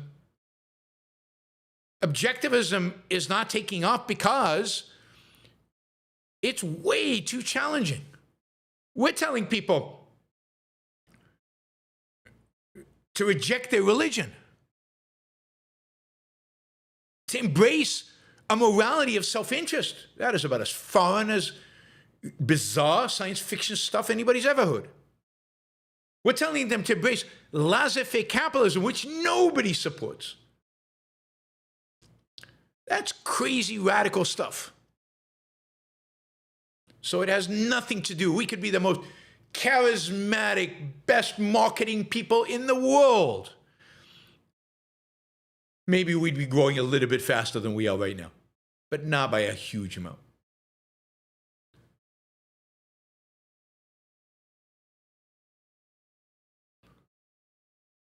All right.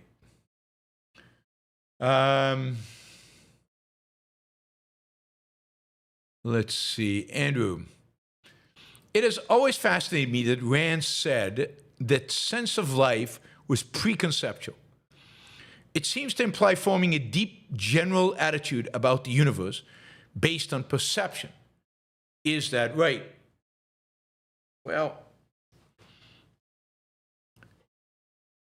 it's based on not having a full understanding of what you're doing.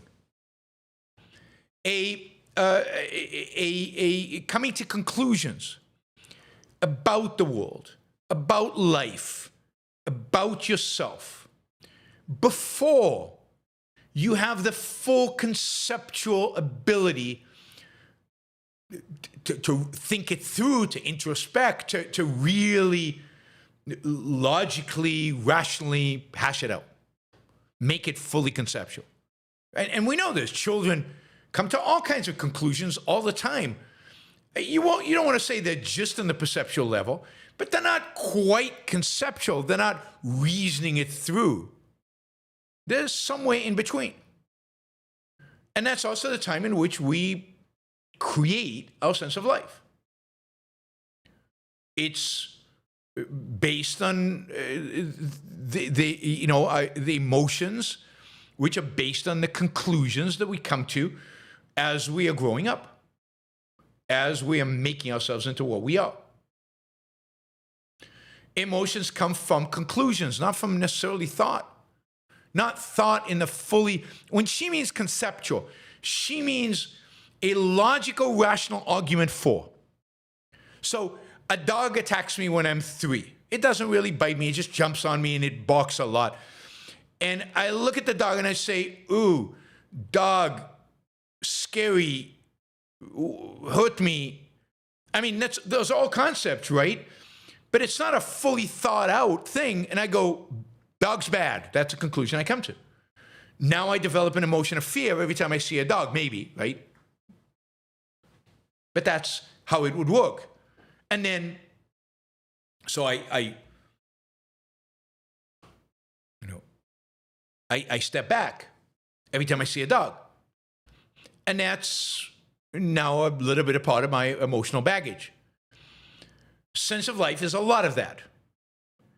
And, building up as we grow, And that might be when I'm 3, but something might happen when I'm 8. I look around and I see skyscrapers and I go, oh, wow, cool. Those are really cool. Those skyscrapers. Wow, it took people, that was hard to build. That's amazing. Touches the sky. Cool. I mean, that's not a fully thought out what it is.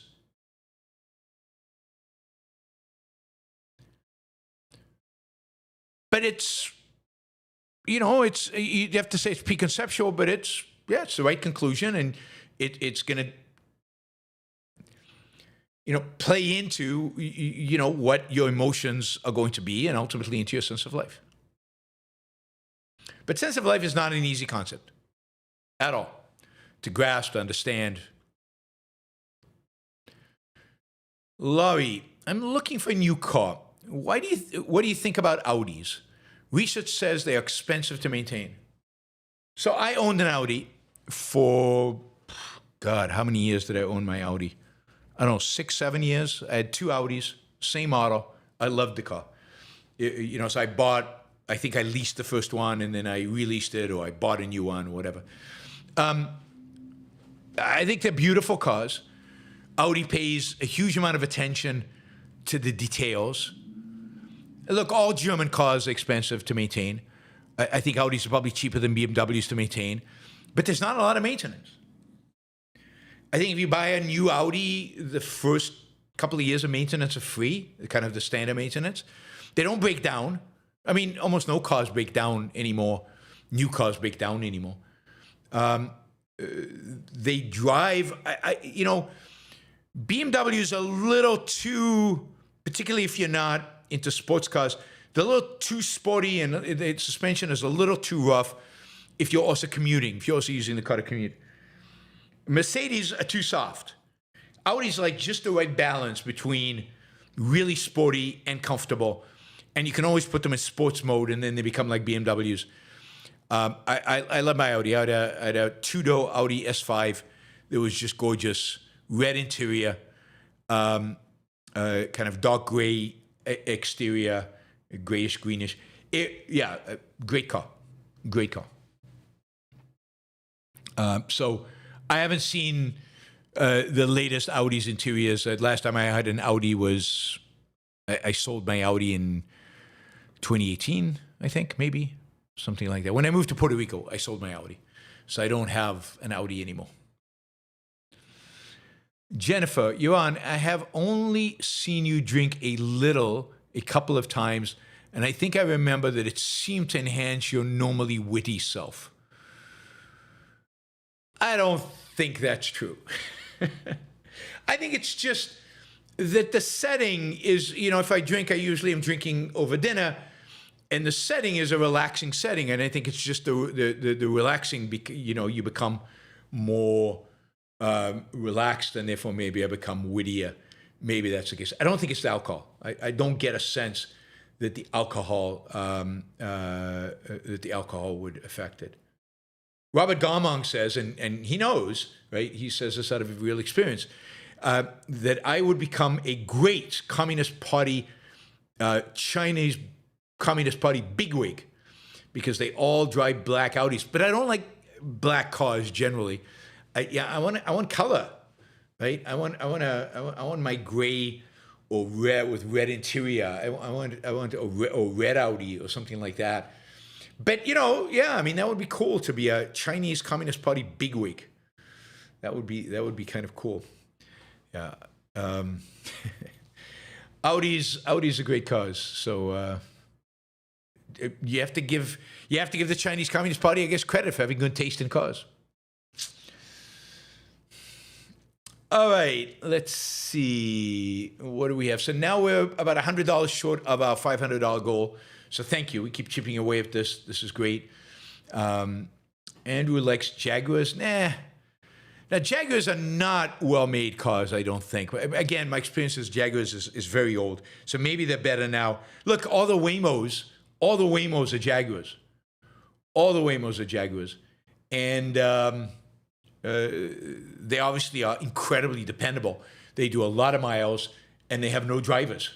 So I'm trying to think of I haven't really looked into buying a car in a long, long time. So Lincoln has a red W Beetle. Oh, wow. Here's a VW Beetle. Okay, that Doodle Bunny. Since we're moving so far away from capitalism, shouldn't we be getting poorer every generation, not richer? No, because we're still got enough freedom that we can still grow. Nowhere near our potential, nowhere near as much as we should, but we can grow. The reality is that as we move away from capitalism, if you will, the distribution of wealth in our world becomes less just. There's much more corruption. A lot of entrepreneurs who would be successful are not. But we're not yet at the level where we would become poorer. I mean, look at Europe. Most European countries are growing, are becoming richer very slowly, but they're not shrinking. China is becoming richer. So it doesn't take a lot of freedom to grow economically. It takes some, but not a lot. You'd have to really clamp down on freedom to actually cause a shrinkage of the economy. Now, of course, we're also setting ourselves up for potential economic catastrophe, like a major recession or depression, which would make us poorer. But I don't see that anywhere in the near future. Liam, Trump isn't important. The system is.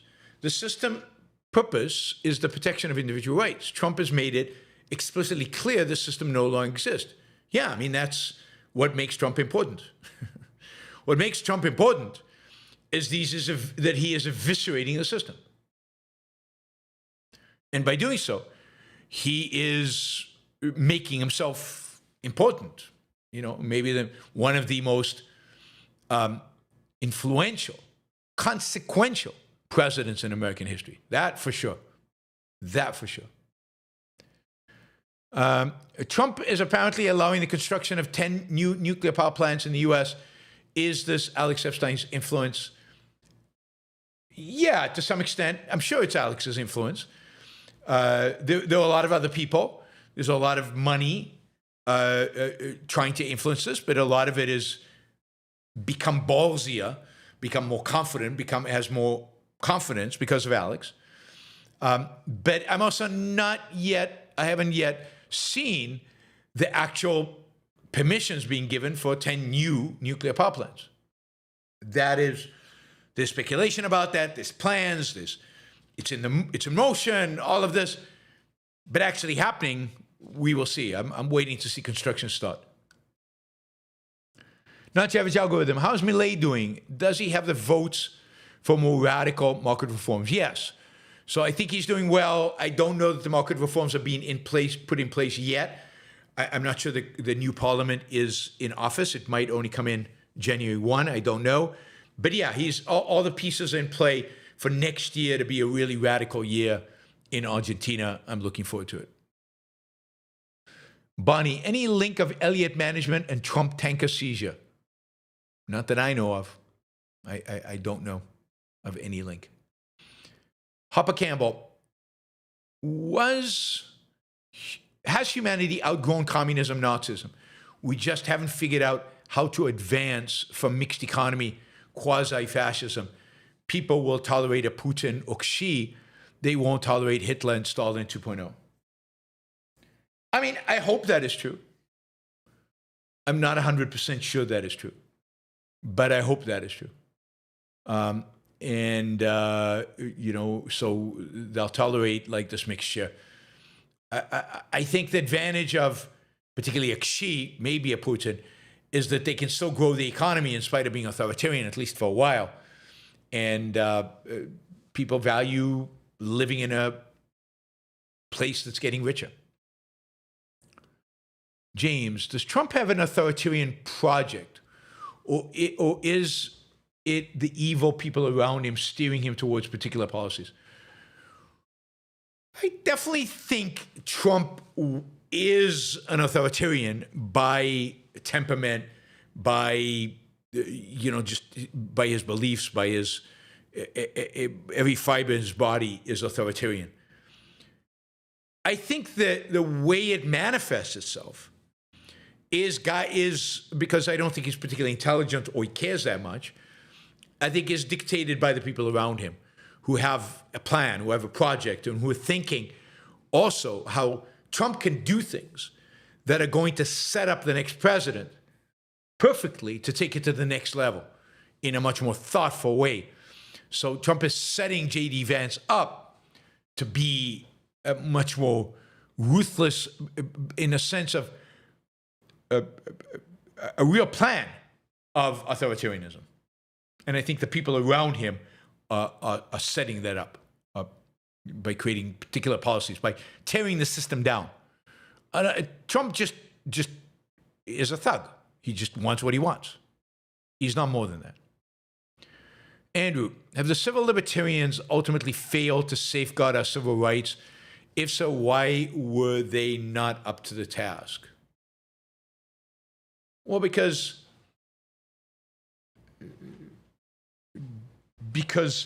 once the American people start valuing our civil rights, those rights would go away.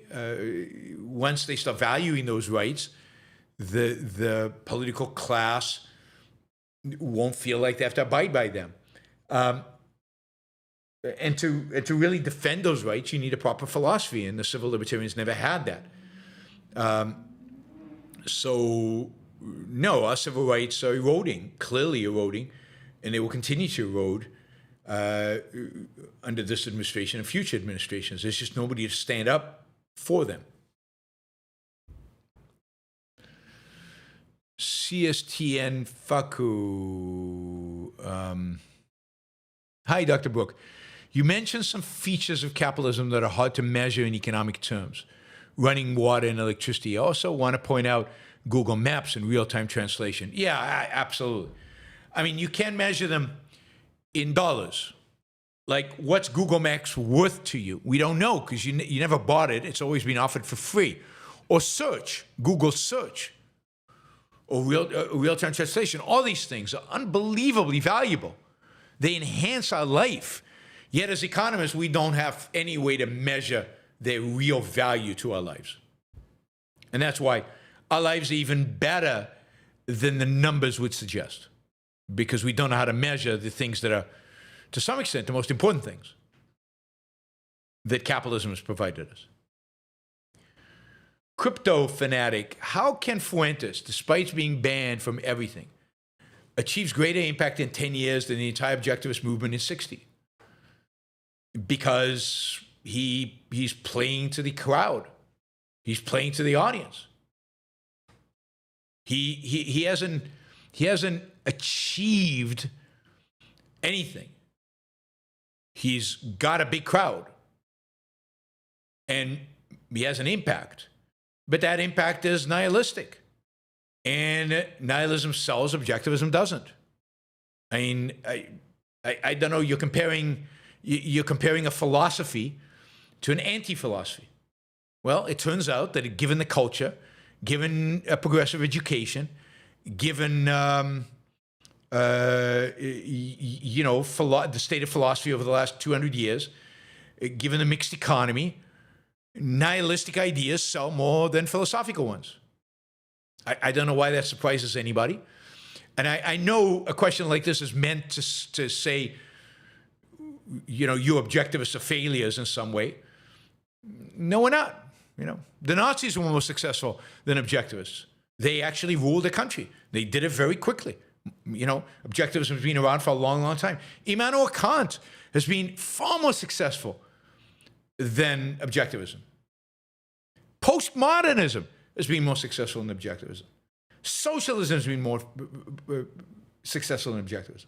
Yeah, because they all cater to the existing philosophy. They all cater to Christianity, basically. So, yeah, it's easy being them. It's harder to be revolutionary.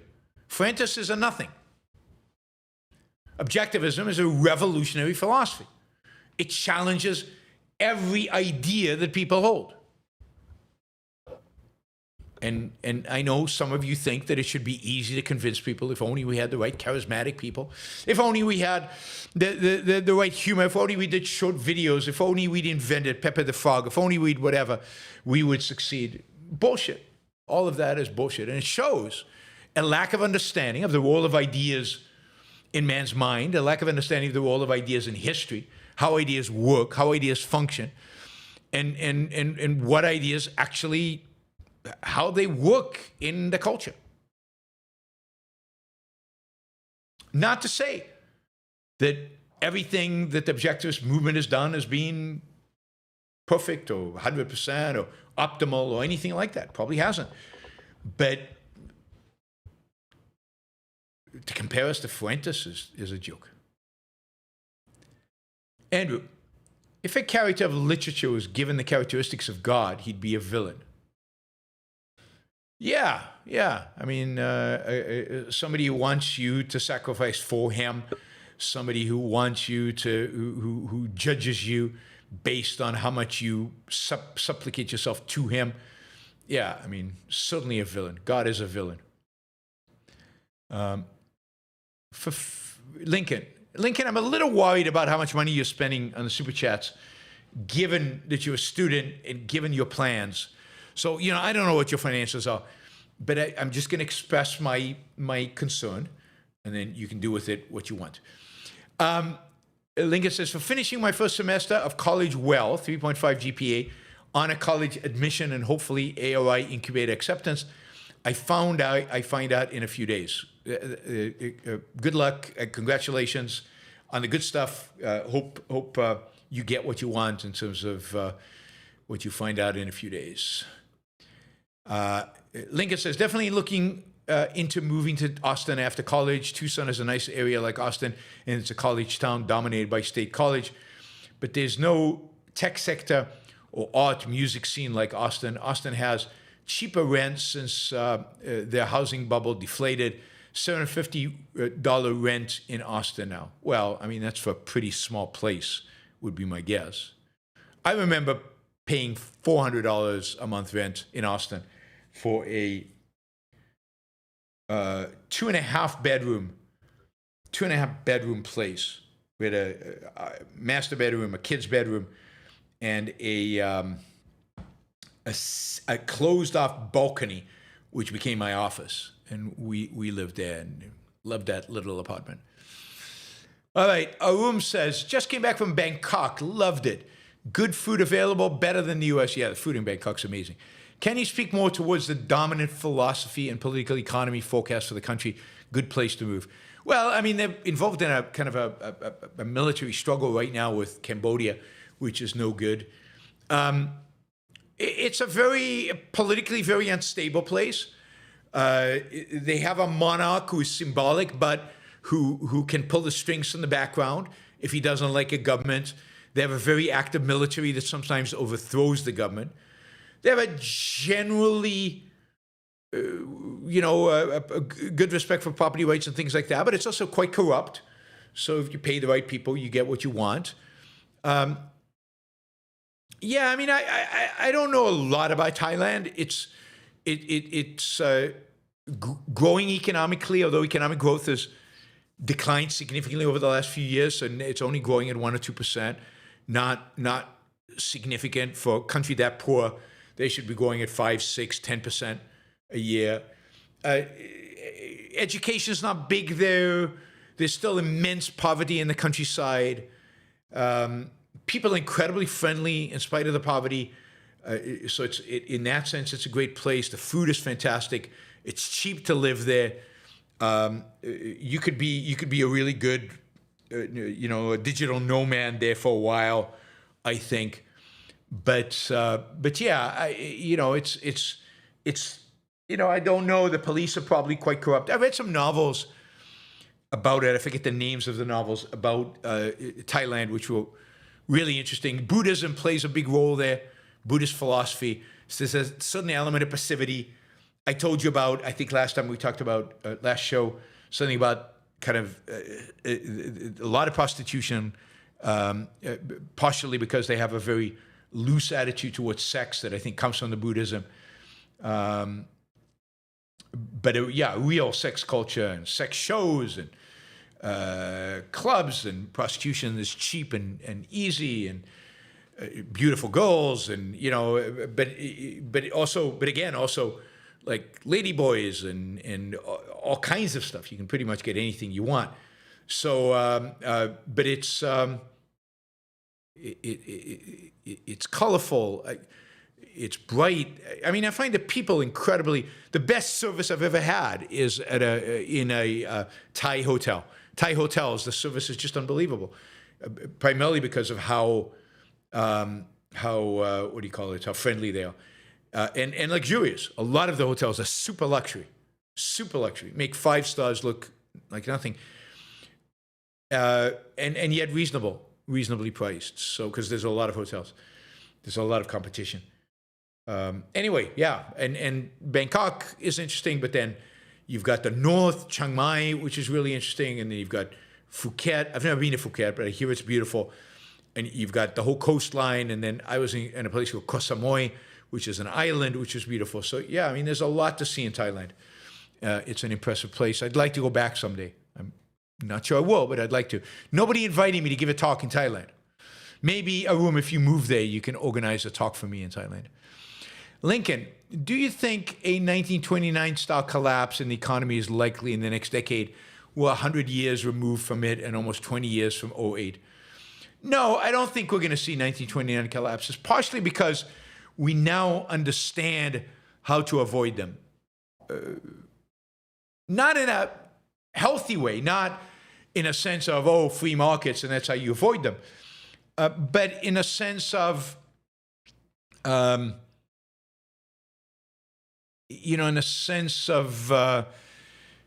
Fed knows how not to make the mistakes it made in 1929, and we saw that in 2008. So we had a deep crisis in 2008, but at the end of the day, we came out of it okay. At least some people came out of it okay, and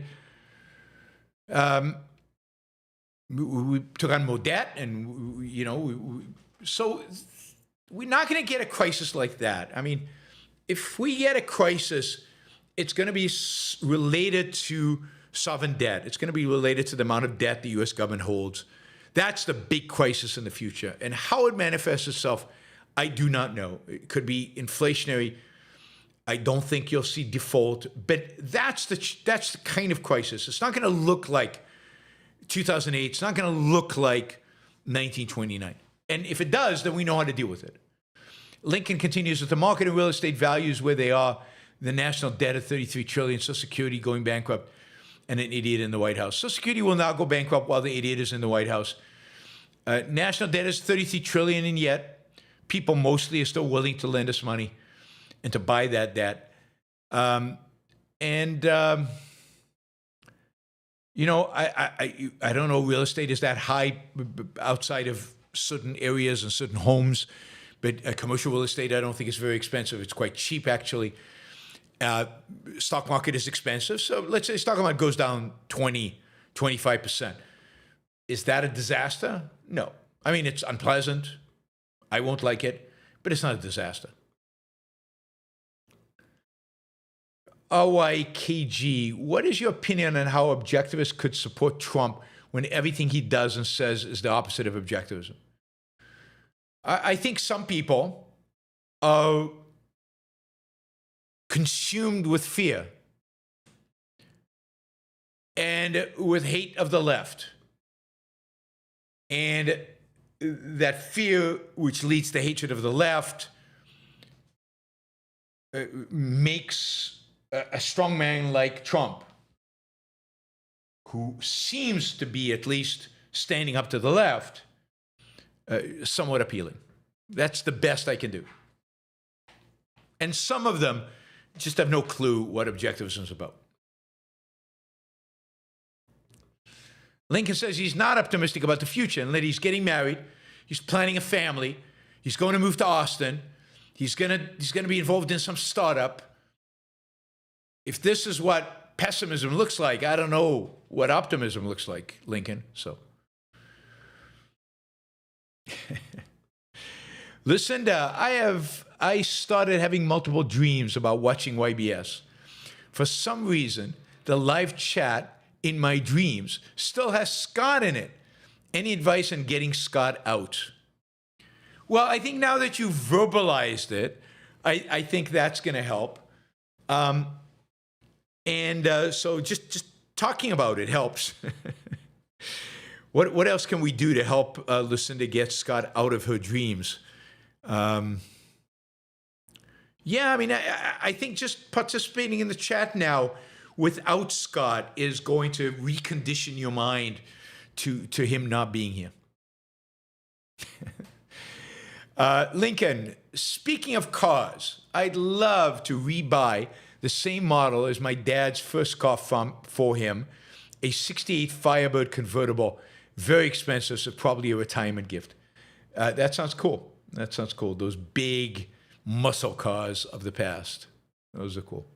Not my kind of car, but I understand the cool factor.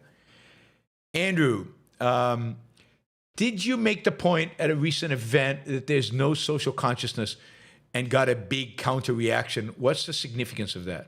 Did I get a counter reaction? I don't remember getting a counter reaction. I often make that point, that there's no collective consciousness, that there's no social whatever. But I don't remember, I'm sorry, I don't remember the getting a counter reaction. Michael, are the Pacific Legal Foundation Institute for Justice worried they can't stop the authoritarianism? The person you had on from IJ a little while ago seemed pretty optimistic. Is he still?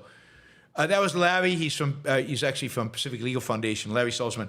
And I also had Simpson and Steve Simpson. And both of them, Pacific Legal Foundation, and both of them are optimistic, and I have no reason to believe that their optimism has changed. I think they see beyond Trump. I think they think that I think they think the courts are generally healthy. I think they think that we'll get over this, and that people like J.D. Vance won't get elected ultimately. But we'll have to have them on again and ask them. Lincoln, optimism for me is betting my life saving on a startup, living on ramen for years and hoping for a 9-figure exit from Google. Yeah, but the world has to exist for that to happen. We can't be in a Great Depression, although there was a lot of innovation and a lot of startups A lot of the innovation in the auto industry happened during the Great Depression, so maybe that's still possible. Gail, thank you for the sticker. Tony, thank you for the sticker. And Lincoln says, a well-paid career in law or tech is my pessimism.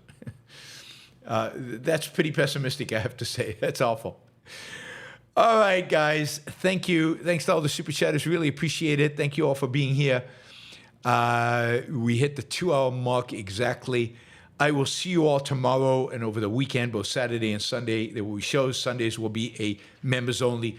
Please get back to me if you'd like to participate in one of the events in Austin. Get back to me about, I mean, it will be during the day. It will be during a day on a weekday. So it will mean taking some time off of work. So take that into account. But if you're willing to do it, let me know. Send me an email. And if I have enough interest, if we get 5-6 people, then I'll do it. So rally your friends. There's so many objectivists in Austin now that hopefully we can get a group together that will do something. I can make a little bit of money and also get together with you guys at the same time. See you guys. Frederick, thank you for the sticker. I appreciate it. Thank you guys for everything. I will see you tomorrow. Bye.